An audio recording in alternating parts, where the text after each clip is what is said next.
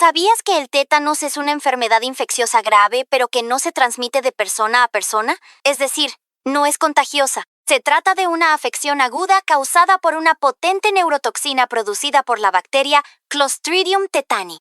Esta toxina ataca directamente el sistema nervioso central, bloqueando los mecanismos inhibitorios normales, lo que provoca espasmos musculares intensos, dolorosos y una rigidez corporal generalizada.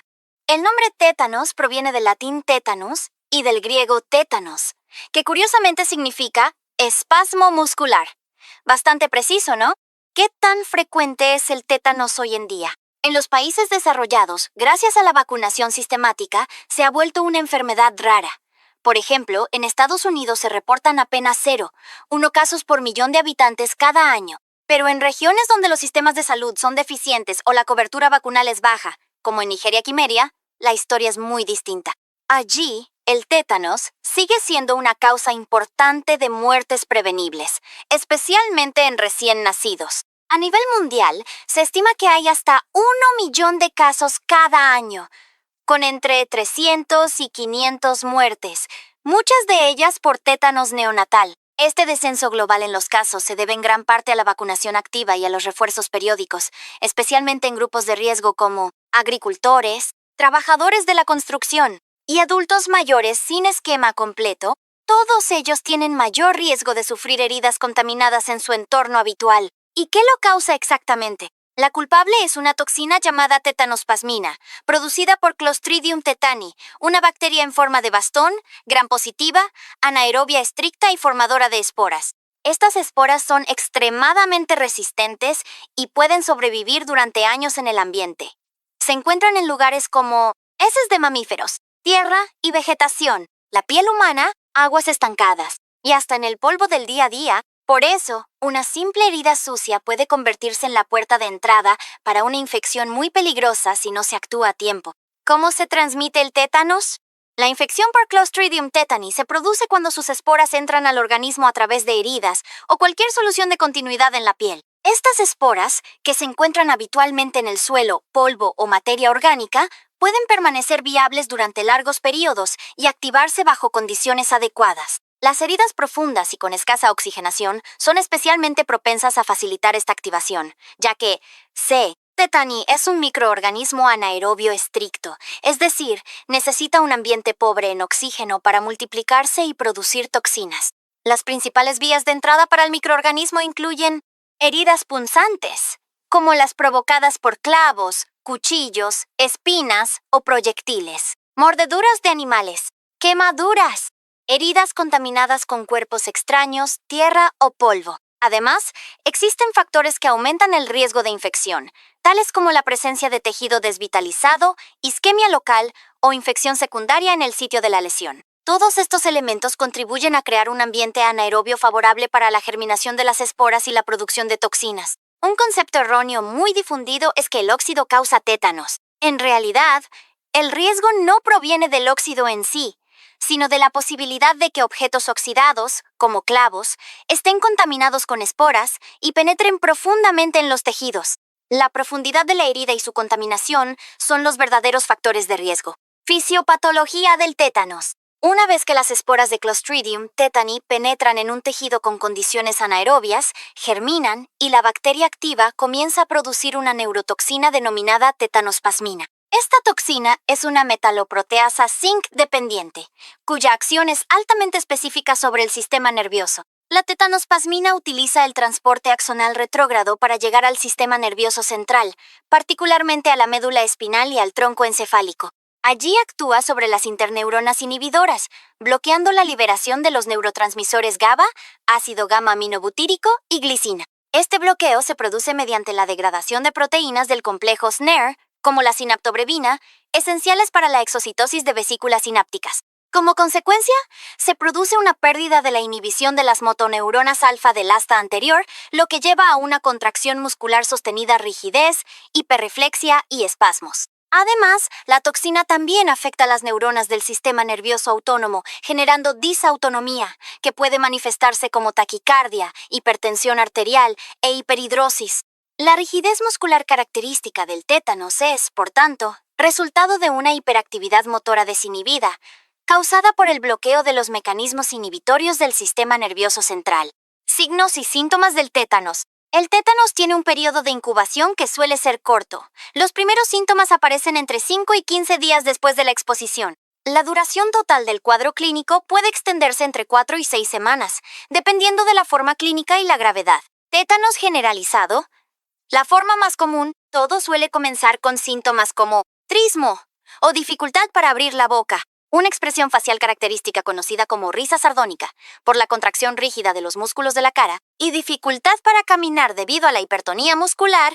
Con el avance de la enfermedad, se afectan otros grupos musculares, generando disfagia, es decir, dificultad para tragar, rigidez en la nuca y rigidez en la espalda, especialmente a nivel paravertebral, que puede evolucionar a la posición de opistótonos. El cuerpo se arquea hacia atrás, apoyándose solo en la cabeza y los talones. También hay hipertonía muscular en el tórax, el abdomen y las piernas. Los espasmos musculares suelen ser intermitentes, tónico-clónicos, y pueden ser desencadenados por estímulos tan simples como un ruido, una luz o incluso el tacto. En los casos más graves, el paciente puede desarrollar disautonomía simpática, es decir, una activación exagerada del sistema nervioso autónomo. Esto provoca taquicardia, sudoración intensa, fiebre alta, hipertensión arterial y alteraciones en la vejiga, como retención o incontinencia urinaria, además de agitación psicomotora. Tétanos localizado, una forma menos común, se manifiesta como contracciones musculares persistentes, pero limitadas a una zona o extremidad específica del cuerpo. Aunque es raro, puede progresar hacia la forma generalizada. Tétanos cefálico, asociado a heridas en la cara o el cuello. Este tipo de tétanos aparece tras infecciones o lesiones en la región cervicofacial. Presenta síntomas como trismo, disfagia y neuropatías de nervios craneales, en especial del nervio facial el séptimo par, aunque también pueden afectarse los pares tercero, cuarto, sexto. Como en otras formas, también puede progresar hacia el tétanos generalizado. Tétanos neonatal, una forma grave y prevenible. Afecta a recién nacidos de madres que no recibieron la vacunación adecuada. La infección suele ocurrir a través del ombligo, especialmente si se corta con instrumental no estéril o se aplican sustancias contaminadas como estiércol, manteca o jugos tradicionales. Los síntomas aparecen entre 5 y 7 días después del nacimiento, y la clínica es dramática. El bebé rechaza el pecho debido al trismo neonatal, tiene espasmos faciales, hipertonía en las piernas y, en fases avanzadas, desarrolla rigidez generalizada, hiperextensión de las piernas y flexión de brazos, en lo que se conoce como posición de boxeador. Las manitos suelen estar cerradas y las muñecas flexionadas. También puede haber opistótonos y dificultad respiratoria por rigidez intercostal. La fiebre puede aparecer, aunque suele ser leve. Diagnóstico del tétanos. El diagnóstico del tétanos se basa fundamentalmente en la observación clínica, es decir, no se necesita una prueba específica para confirmarlo. Los signos y síntomas que presenta el paciente son tan característicos que, en la mayoría de los casos, permiten hacer el diagnóstico con bastante seguridad. Cuando hay dudas, lo más importante es investigar el contexto. Por ejemplo, si el paciente tuvo una herida reciente, si su esquema de vacunación es incompleto o, en el caso de un recién nacido, si la madre no estaba correctamente inmunizada o si hubo una manipulación inadecuada del cordón umbilical. Ahora bien, aunque los estudios complementarios no confirman el diagnóstico, sí son útiles para evaluar complicaciones y descartar otras enfermedades que pueden parecerse. En cuanto al laboratorio, suelen pedirse análisis como hemograma completo, función renal, electrolitos, PCR, CPK, pruebas hepáticas, glucemia, coagulograma y gasometría arterial. También se pueden solicitar hemocultivos, urocultivo y examen de orina. En imágenes puede ser útil una radiografía o tomografía de tórax y, en algunos casos, estudios del cráneo como tomografía o resonancia magnética. Otros exámenes complementarios incluyen el análisis del líquido cefalorraquídeo y estudios como la electroneuromiografía. Pero es importante destacar algo.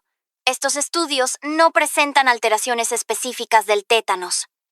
Por eso, el diagnóstico sigue siendo clínico. ¿Cómo se define un caso de tétanos? En personas mayores de 28 días, es decir, excluyendo al recién nacido, se considera caso sospechoso cuando el paciente presenta uno o más de los siguientes signos: Trismo, risa sardónica, disfagia, opistótonos o contracciones musculares localizadas o generalizadas con o sin espasmos.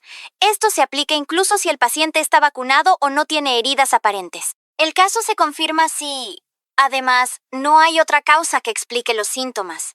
Y si se observa alguno de los siguientes signos: trismo, contracción de músculos faciales, rigidez abdominal o de cuello, opistótonos o dificultad para caminar.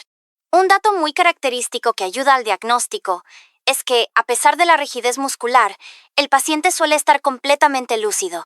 Y, por supuesto, si tras la evaluación se determina que no se cumplen estos criterios, el caso se descarta. ¿Qué pasa con el tétanos neonatal? En recién nacidos menores de 28 días, se considera caso sospechoso si el bebé nació bien, comenzó a succionar normalmente, pero entre los días 2 y 28 desarrolla dificultad para alimentarse y llanto persistente. También se debe sospechar de tétanos neonatal cuando un recién nacido fallece con estas características y no se encuentra una causa clara. El caso se confirma si el bebé, tras una evolución normal al nacer, desarrolla dificultad respiratoria, rechazo al amamantamiento y al menos 2 de los siguientes signos: trismo, contracción de los músculos faciales, ojos entrecerrados, rigidez de brazos y piernas o espasmos musculares. También puede observarse inflamación del muñón umbilical, aunque no siempre está presente. Y, como en los adultos, si tras la evaluación se concluye que los signos no corresponden, se descarta el diagnóstico. Complicaciones del tétanos. El tétanos puede generar múltiples complicaciones graves. Una de las más importantes es la insuficiencia respiratoria, que ocurre debido a la rigidez de los músculos torácicos y al espasmo de la glotis, lo que compromete la ventilación adecuada. Otra complicación frecuente son las fracturas de costillas y vértebras, producidas por las contracciones musculares violentas que caracterizan la enfermedad. Además, los pacientes con tétanos tienen un riesgo elevado de desarrollar infecciones secundarias, como neumonía, infección urinaria y sepsis, especialmente si requieren ventilación mecánica o cuidados prolongados en UCI. Diagnósticos diferenciales del tétanos.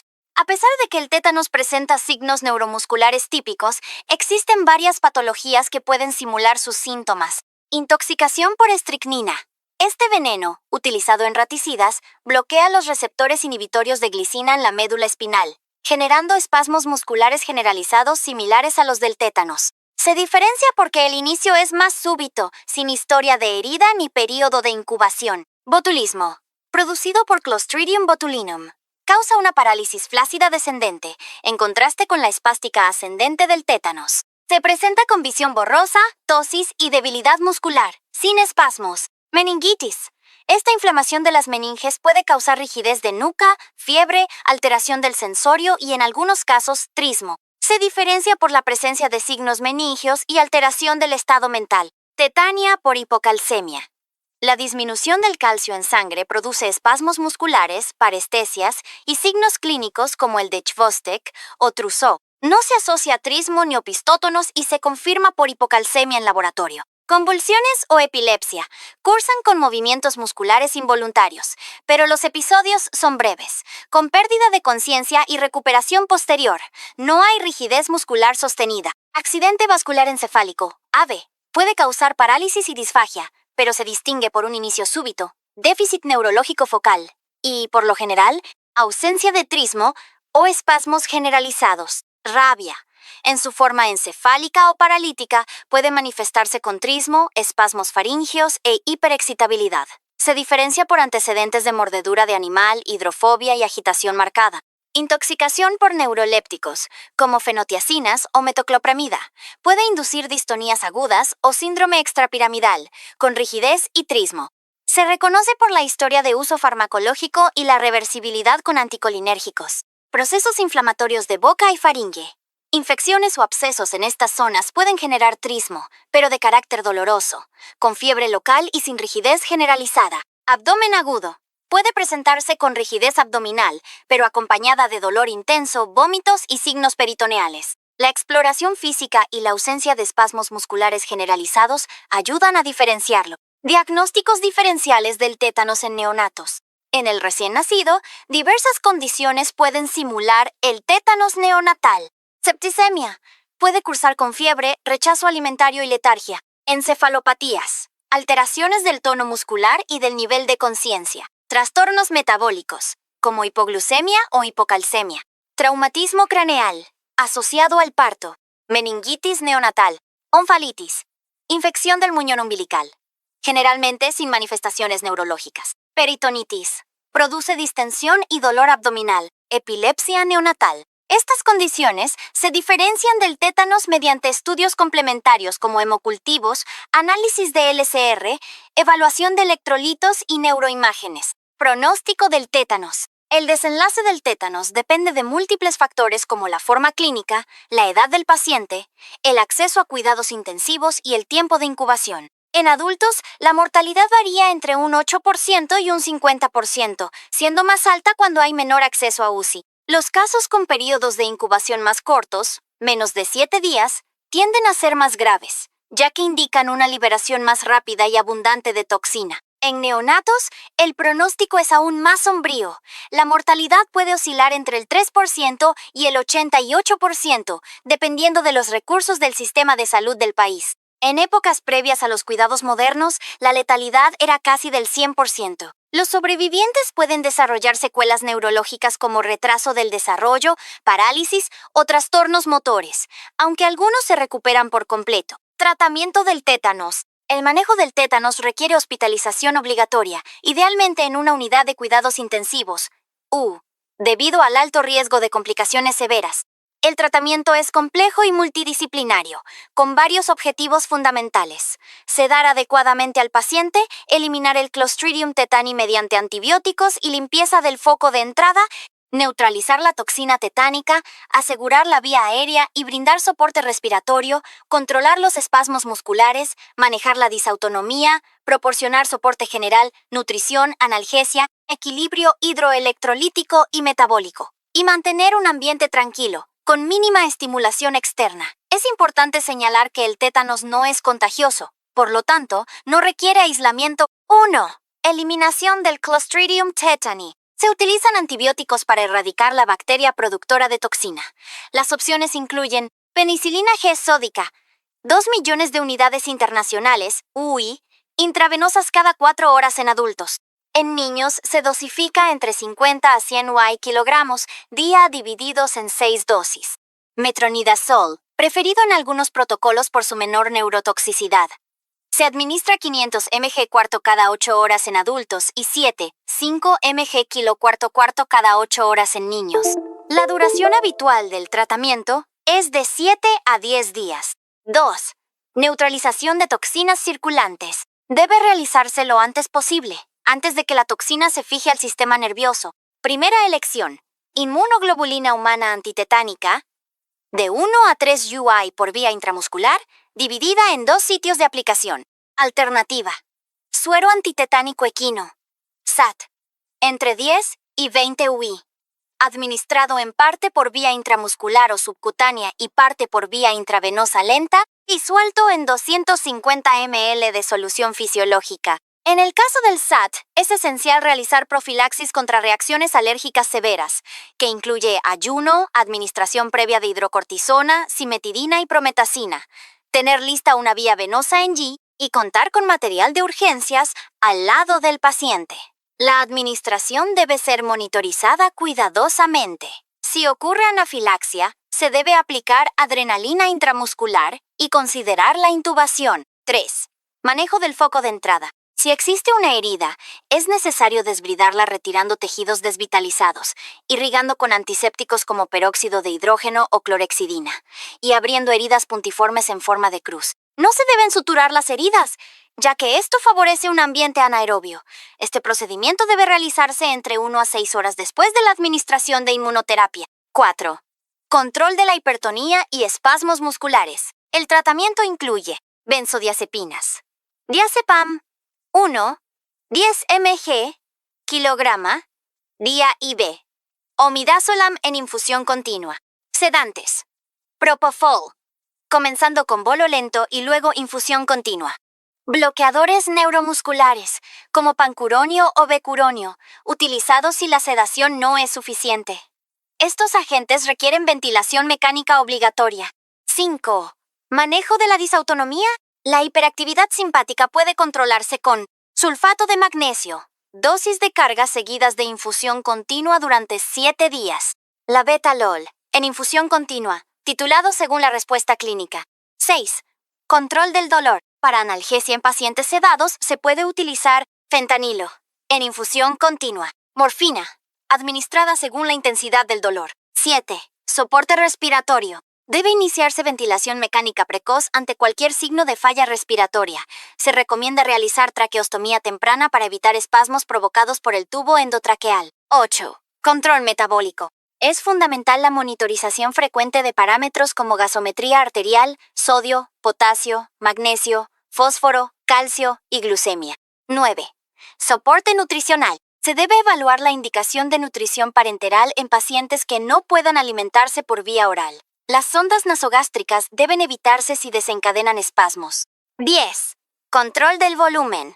El estado de hidratación debe mantenerse con administración intravenosa de solución fisiológica o Ringer lactato, habitualmente cada 6 horas. 11. Protección gástrica. Para prevenir úlceras de estrés, se pueden utilizar inhibidores de bomba de protones como omeprazol o bloqueadores AK2 como ranitidina. 12. Profilaxis antitrombótica. Dado el riesgo de trombosis en pacientes inmovilizados, debe iniciarse profilaxis con enoxaparina 40 mg subcutánea una vez al día, o heparina no fraccionada 5 Wi subcutánea cada 8 horas. ¿Prevención? La vacunación sistemática es la estrategia más eficaz para prevenir el tétanos. Es esencial completar y mantener actualizado el esquema de inmunización en toda la población, especialmente en personas con heridas contaminadas o sin vacunación documentada. ¿Cuándo internar al paciente? Todo paciente con diagnóstico de tétanos debe ser hospitalizado, preferiblemente en una unidad de cuidados intensivos, UCI. Es fundamental mantener un ambiente controlado que reduzca estímulos externos. Por lo tanto, se recomienda una habitación con poco ruido, baja luminosidad y temperatura estable y confortable. ¿Vacunación antitetánica? La inmunización es la medida preventiva más eficaz contra el tétanos. En el esquema pediátrico se incluye a los 2, 4 y 6 meses. Aplicación de la vacuna pentavalente, DTP plus Hep plus hepatitis B, a los 15 meses. Primer refuerzo con DTP. A los 4 años. Segundo refuerzo con DTP. A partir de entonces, se debe administrar un refuerzo con toxoide tetánico y diftérico DT cada 10 años. En adultos no vacunados, se debe iniciar el esquema con 3 dosis de DT separadas por 1 a 2 meses entre cada una. Posteriormente, se continúa con refuerzos decenales. Conducta ante heridas sospechosas de tétanos. Paso 1. Evaluar el estado vacunal. Si la persona nunca fue vacunada, iniciar esquema con 3 dosis de DT. Si recibió la última dosis hace más de 10 años, aplicar refuerzo. Si la última dosis fue entre 5 y 10 años atrás, aplicar refuerzo si la herida es grave o si la persona está embarazada. Si la última dosis fue hace menos de 5 años, no se requiere revacunación. En niños, con 0 dosis previas. Iniciar esquema. Con 1 dosis previa, aplicar la segunda y planificar la tercera. Con 2 dosis, aplicar el refuerzo correspondiente. Paso 2. Evaluar la gravedad de la herida. Se considera herida leve aquella que es limpia, superficial y sin cuerpos extraños, ni tejidos desvitalizados. Se considera herida grave aquella que es profunda, sucia, con presencia de cuerpos extraños, tejidos necróticos, quemaduras, mordeduras, heridas punzantes o causadas por armas, politrauma o fracturas expuestas. Paso 3. Determinar necesidad de inmunoglobulina. Si la herida es grave y el paciente presenta alguna de las siguientes condiciones: estado vacunal desconocido, menos de 3 dosis aplicadas previamente. Última dosis hace más de 5 años y se trata de un paciente anciano, inmunosuprimido o desnutrido. Se debe administrar inmunoglobulina antitetánica junto con la vacuna, en diferentes sitios musculares. Inmunoglobulina humana antitetánica. 250 UI por vía intramuscular. En 2 músculos distintos, dosis única. Suero antitetánico equino, SAT, 5 Wi, por vía intramuscular, también en 2 músculos distintos. Paso 4. Higiene de la herida. En heridas leves, realizar limpieza con suero fisiológico y antisépticos. En heridas graves, Realizar desbridamiento quirúrgico, limpieza con sustancias oxidantes como agua oxigenada y retiro de cuerpos extraños o tejido muerto. Seguimiento. Si el paciente evoluciona sin secuelas, no se requiere seguimiento específico. En caso de presentar secuelas neurológicas o musculares, se debe derivar para rehabilitación con especialistas. Ejemplo de prescripción hospitalaria. Caso clínico. Hombre de 30 años, 60 kilogramos. Refiere corte en el pie ocurrido hace 2 semanas, sin antecedentes de vacunación. Se presenta con trismus y rigidez en pierna. Diagnóstico. Tétanos generalizado leve. Manejo hospitalario. Mantener al paciente en ambiente tranquilo, con baja luminosidad, poco ruido, temperatura confortable y monitoreo continuo. Tratamiento prescrito. Dieta oral leve. Para mantener buena nutrición mientras el paciente pueda alimentarse. Suero fisiológico 0.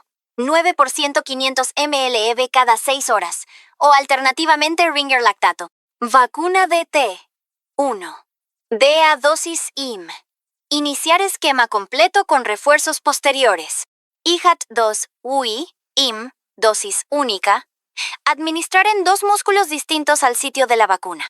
Metronidazol 500 mgV cada 8 horas. Antibiótico activo contra Clostridium tetani.